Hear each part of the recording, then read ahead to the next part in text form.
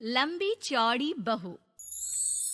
ये प्रेम कहानी शुरू होती है दिल्ली से नोएडा जाने वाली बस में। जिस बस में सवारी कर रहा होता है पराग और उस बस की कंडक्टर होती है अनुराधा। ओके, टिकट दिखाओ, टिकट टिकट। चाचा का प्लेन नहीं चल रहा है यहाँ तेरा, जिसमें फ्री में सवारी कर रहा है। हिसाब देना होता है हम लोगों को, सरकार को। निकाल पैसे, चल। पराग दूर से अनुराधा को देखता है। अरे यार, कितनी धाकड़ लड़की है। मजाल है कोई कुछ बोल दे। कितनी समझदार और कितनी कॉन्फिडेंट। आज से मैं तो इसी बस में घर जाया करूंगा। अब क्या था, भले पराग को घर जाने के लिए 10 बस छोड़नी पड़े, भले 20 किलोमीटर की यात्रा खड़े होकर पूरी करनी पड़े, लेकिन आने जाने का सिलसिला वो अनु की बस पर ही करता।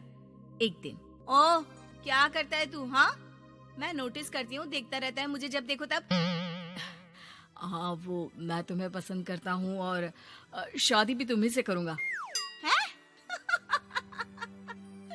वाह जी वाह, तू ना कोई प्रधानमंत्री हो गया कि आज से 500 की नोट बंद और नोट बंद। नाजिना, इतनी तो नहीं चलती, लेकिन हाँ, तुम्हें प्यार करता हूँ। तुम्हें कोई प्रॉब्लम नहीं होने दूंगा, ये वादा करता हूँ। हाय देखिए अपनी, मेरे लिए कोई ऐसा लड़का चाहिए जो मेरी तरह लंबा चौड़ा हो। अरे जोड़ी भी तभी अच्छी लगती है। जरूरी नहीं है, जो आपको खुश रखे, आपकी इमोशंस को समझे और आपसे बहुत सारा प्यार करे, जोड़ी तो उसी के साथ अच्छी लगती है। फिर क्या था, हीरोइन को हीरो से प्यार हो जाता है और दोनों शादी कर लेते हैं। शादी के बाद देख, अब तो इस घर की बहू है। अगर समझ गई है तो ये कंडक्टर वाली ड्रेस पहनकर घर से निकलने की जरूरत नहीं है।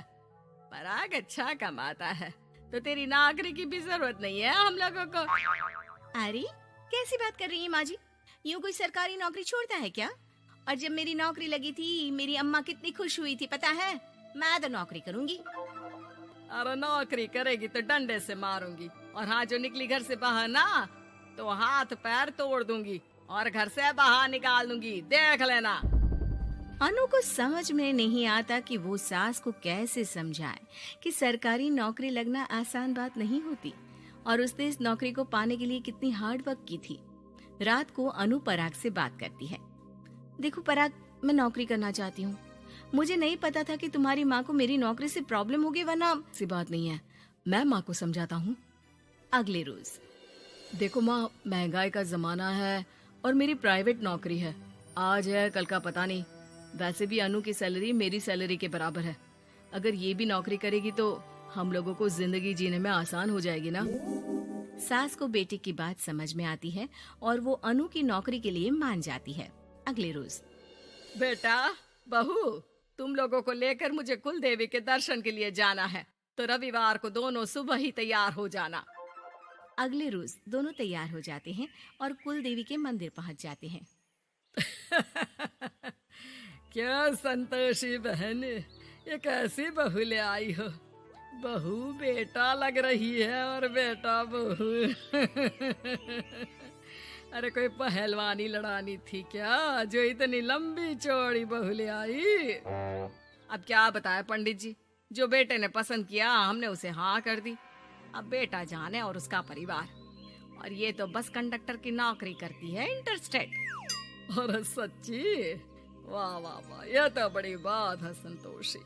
तुम तो किस्मत वाली निकली जो सरकारी नौकरी की बहू ले आई। यह तो वही बात हो गई कि घी के लड्डू का कोई शेप थोड़ी ना देखता है तो घी का लड्डू ही। सास को बहू की तारीफ सुनकर बिल्कुल अच्छा नहीं लगता। वो जल्दी से पूजा पाठ करवा कर उन लोगों को घर ले आती है। एक रोज, संतोषी बहन, तुम लोगों का घर बड़ा अजीब सा लगता है। भाई साहब बहन जी, और बहन जी भाई साहब जैसी।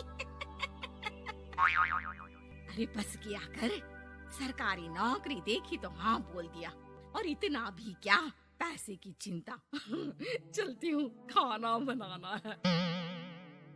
क्यों, बहू नहीं बनाती क्या खाना? अरे नहीं, वो तो नौकरी करने जाती है ना, तो उसके आने से पहले खाना बना देना पड़ता है, वरना पता है ना आजकल की लड़कियों की ज़बान कितनी लंबी होती है। तेरी बहू की तो कुर्सी तोड़ने वाली नौकरी है, यहाँ बैठती है जैसे उठकर ऑफिस में बैठ जाती है, फिर क्यों थक जाती है कि खाना भी नहीं बना पाती। मेरी बहू भले कंडक्टर है, लंबी चौड़ी, लेकिन बता रही हूँ सारा दिन सवारी से मत्था पच्ची करती है, लेकिन मजाल है शादी के बाद एक दिन भी मुझे किचन में जाने दिया हो ना जी ना। दोनों पड़ोसन वहां से चली जाती है। सास बाजार जाती है और एक ट्रेड मशीन ले आती है। अरे माँ जी, इस उम्र में आप घर पर जिम खोलेंगी? अरे तेरे लिए लाई हूँ, रोज चलाकर 2 घंटे इस पर, पतली हो जाएगी। और खाना कम खाया कर, जब देखो बकरी की तरह मुंह चलता रहता है तेरा। वाह जी वाह, एक ही तो शौक है खाना खाने का, वो भी रोक दो। हाँ, लेकिन सास तो सास थी, बहू के खाने से लेकर एक्सरसाइज सब का हिसाब किताब रखने लगती है। अरे मैं मोहल्ले वालों को बताकर रहूंगी कि मेरी बहू भी शिल्पा शेट्टी की तरह पतली हो सकती है। वही बहू बस में जब सवारी का टिकट काट रही होती है, उसे चक्कर आ जाता है और वो गिर जाती है। सवारी हैरान परेशान हो जाती है और ड्राइवर को वहाँ बुलाती है। अरे शहर नहीं थी हमारे कंडक्टर साहिबा, लेकिन जब से शादी हुई है बकरी बन गई है। सास को तो बस इनके खाने की ही लगी रहती है। ड्राइवर बस में बिठाकर बहू को घर छोड़ आता है और सास को कहता है, अरे पता है आपकी बहू कितनी धाकड़ है, किसी को बात करने से पहले 4 बार सोचना पड़ता है कि बोले या ना बोले, कहीं झापड़ ना पड़ जाए। और आप है कि इन्हें बकरी बनाने में लगी है। अरे चुप, निकल यहाँ से। मेरी बहू है, मैं इसे बकरी बनाऊं या फिर गीदड़, तुम्हें क्या पता लोग कैसा मजाक उड़ाते हैं कि बहू इनकी बस की कंडक्टर है। बोलो मुझे कैसा लगता होगा? अरे काम तो काम होता है माँ जी, वो छोटा या बड़ा नहीं होता। खैर जैसी आपकी मर्जी, चलता हूँ मैं, नमस्ते। ड्राइवर वहाँ से चला जाता है। बहू ठीक हो जाती है। एक बार आधी रात को कोई संतोषी का दरवाजा खटखटाता है। अरे इतनी रात में कौन आ गया? मेरा घर है, कोई पुलिस स्टेशन की घंटी नहीं जो बजाए जा रहे हो। खोल रही हो दरवाजा। जैसे ही दरवाजा खुलता है, सामने वही पड़ोसन खड़ी होती है जो अनु की कुछ दिन पहले बुराई कर रही थी। मेरी बहू के पेट में दर्द हो रहा है, उसे जल्दी अस्पताल पहुंचाना जरूरी है।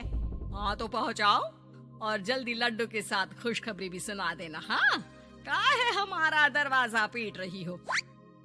अरे सुनो तो, अपनी बहू से कहो ना कि सरकारी बस को थोड़ी देर के लिए दरवाजे बुला ले। क्या है ना, कोई साधन नहीं है अस्पताल ले जाने के लिए। सास अनु को कहती है और अनु बस को बुलाकर पड़ोस वालों की मदद करती है, जिसके बाद पूरे मोहल्ले में अनु की तारीफ होने लगती है। सच में लंबी चौड़ी बहू के साथ साथ लंबा चौड़ा दिल भी है बहू का।